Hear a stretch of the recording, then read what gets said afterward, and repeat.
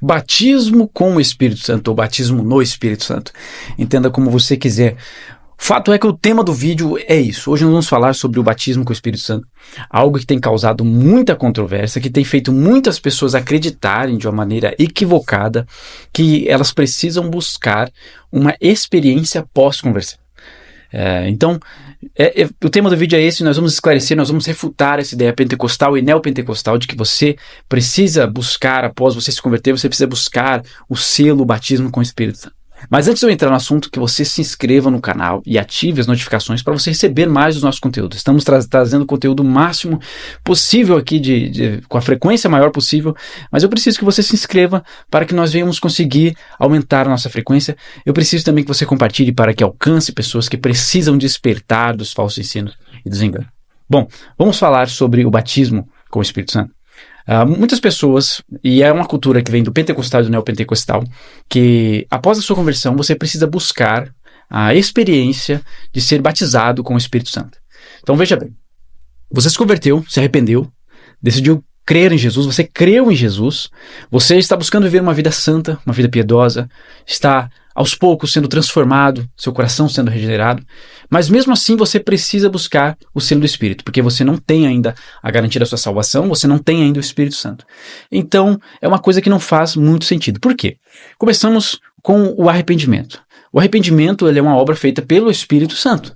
Então, o Espírito Santo levou a pessoa ao arrependimento, mas ela ainda não a possuiu.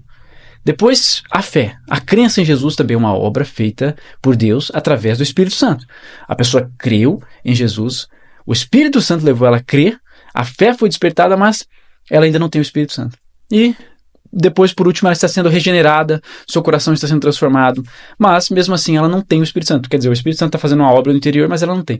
Então não faz nenhum sentido. E biblicamente falando também, nós não se sustenta este argumento de que você precisa de uma experiência pós-conversão para validar a sua fé, a sua crença, a sua conversão, para você ter o selo do Espírito Santo.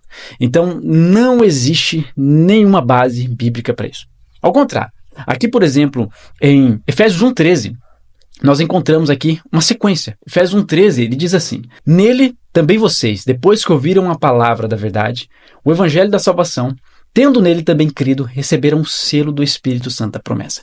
Efésios 1:13. Veja bem que o Efésios 1:13, ele descreve um processo.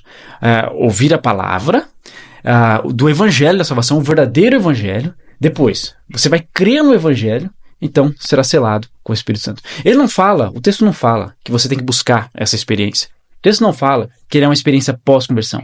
Mas o texto fala de uma sequência, de um processo que acontece instantaneamente no mesmo momento.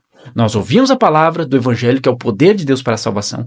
Nós cremos naquela palavra e somos selados. É um processo instantâneo, isso acontece imediatamente.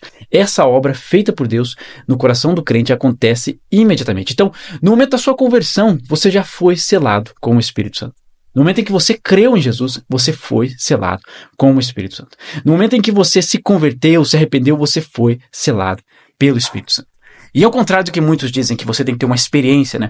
Eu até recordo de quando eu fazia parte da igreja neopentecostal e eu fui me tornar obreiro ali, era candidato a ser obreiro ali, e durante a minha entrevista, havia ali um grupo de pessoas que passariam pela mesma entrevista que eu, e entre essas pessoas havia um ali que já havia sido aprovado. Eu me lembro que esse rapaz, ele estava ensinando ali, o pessoal ali, o que eles tinham que falar na entrevista. O que eles tinham que contar para o pastor que estava entrevistando eles, né? E uma das coisas eram as experiências, né, aliás, as evidências que são místicas. O falar em línguas, o que sentiu e tudo mais. Então, essas experiências místicas eram passadas para o pastor como se fossem a evidência de que a pessoa ela possuía o selo do Espírito Santo. Um grande absurdo, porque as pessoas elas podem copiar, podem inventar, e elas vão lá, falam, passam, se tornam ali, têm o cargo da sua igreja ali, e não tem nada de real muitas das vezes, né? Na maior parte das vezes não tem nada de real. Então, essa experiência, essa busca por uma experiência para validar o batismo com o Espírito Santo, ela não tem base bíblica. Ao contrário, olha só o que se diz em 1 Coríntios 12:30. O apóstolo Paulo está perguntando assim: todos têm o dom de curar? Todos falam em língua? Todos têm o dom de interpretar essas línguas? E a resposta é não. A resposta do texto é não. Então, se nem todos têm o dom de falar em línguas, como que as línguas são uma evidência do batismo com o Espírito Santo? Não faz sentido, a Bíblia está falando, nem todos vão falar em línguas. O que evidencia que falar em línguas não é uma evidência, não é uma experiência que todos os que têm o Espírito Santo devem ter. Não é uma experiência obrigatória. A Bíblia, ela não fala desse tipo de misticismo como uma regra. A Bíblia não trata isso como uma regra. Aí talvez você pode falar, mas lá em Atos diz que houve manifestações. Lá em Atos fala que houve manifestações místicas e que eles falaram em línguas. Sim, em Atos diz isso. Mas nós precisamos entender que no momento em que aconteceu isso, foi algo circunstancial, tanto que nunca mais houve uma experiência tão grandiosa como aquela, de Atos. No momento que aconteceu aquilo, eles precisavam de sinais. Assim como Jesus, ele também manifestava sinais para as pessoas crerem no seu ministério, os apóstolos também precisaram disso. Precisamos entender e esclarecer a você que não havia Bíblia, não havia as Escrituras como nós temos hoje. Tudo que eles tinham era o Antigo Testamento e uma tradição verbal que eles herdaram de Jesus. Então, os ensinos de Jesus e as revelações do Espírito Santo estavam sendo dadas a eles ali. As inspirações do Espírito Santo foram colocadas na Bíblia. Hoje nós temos a Bíblia, que foi inspirada pelo Espírito Santo. Então, hoje não é mais necessário nós manifestarmos um poder, nós manifestarmos uma experiência mística para que as pessoas venham crer, porque hoje nós temos toda a inspiração e toda a manifestação do Espírito Santo através da palavra de Deus. Então, o apóstolo Paulo ele pergunta, todos falaram em línguas? A resposta é não. Então, se todos os que têm o Espírito Santo não falam em línguas, então como é que o Espírito Santo ele é uma evidência? Cai por terra esse argumento de que falar em línguas ou qualquer outro tipo de experiência, ele é obrigatório ao crente que tem o Espírito Santo. E ao contrário, né? Além dessa questão da experiência, nós vemos aí muita loucura dentro das igrejas pentecostais e neopentecostais, pessoas rodopiando, caindo no chão, caindo pelo poder.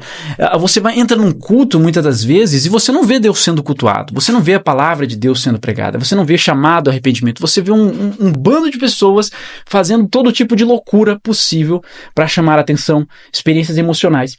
E isso é contrário ao que as Escrituras dizem. Olha só o que a palavra de Deus diz. 1 Coríntios 14:40 diz que tudo deve ser feito com ordem e decência. Ordem e decência.